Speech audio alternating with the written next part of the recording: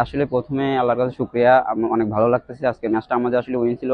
যে আমরা যে উদ্দেশ্য নিয়ে ভিয়েতনামে ছিলাম সেই উদ্দেশ্যটা আমরা আসলে করতে পারি নাই, কিন্তু কোচ যেভাবে ইনস্ট্রাকশন দিছে ওই জন্য যে আমরা আজকে ম্যাচটা অনেক মানে জিত করতে পারছি বলে আল্লাহর রহমতে জিততে পারছি।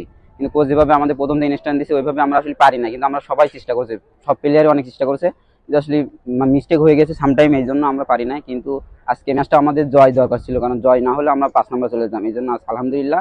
আর আমার গোলটা আমার বাবা মা ভাইকে আমি উৎসর্গ করলাম। অ্যাকচুয়ালি আজকের ম্যাচে এই আমি বলবো যে এই গ্রুপে ভুটান একটু অপেক্ষাকৃত দুর্বল ছিল, কিন্তু আমার কাছে খেলা 90 মিনিটসে খেলা মনে হচ্ছে যে আসলে আমাদের অনেক জায়গায় ইমপ্রুভ করতে হবে।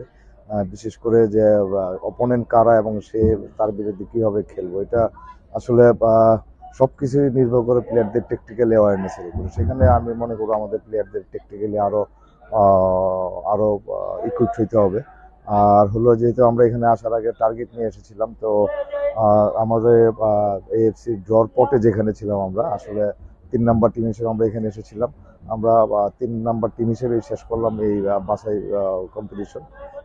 সব মিলে আমার আসলে মিশ্র প্রতিক্রিয়া, যে আসলে আমাদের অনেক কিছু করার সম্ভাবনা ছিল এইখান থেকে, যদিও বিভিন্ন কারণে সেগুলো সম্ভব হয়নি। আবার এখানে আসার পরে যে সম্ভাবনা হয়েছিল সেখানে আমরা গ্রুপের 5 নাম্বার হওয়ার সম্ভাবনা ছিল। যাই হোক, আলহামদুলিল্লাহ যে আমরা 3 নাম্বার থেকে শুরু করে 3 নাম্বারে শেষ করতে পেরেছি। Thank you.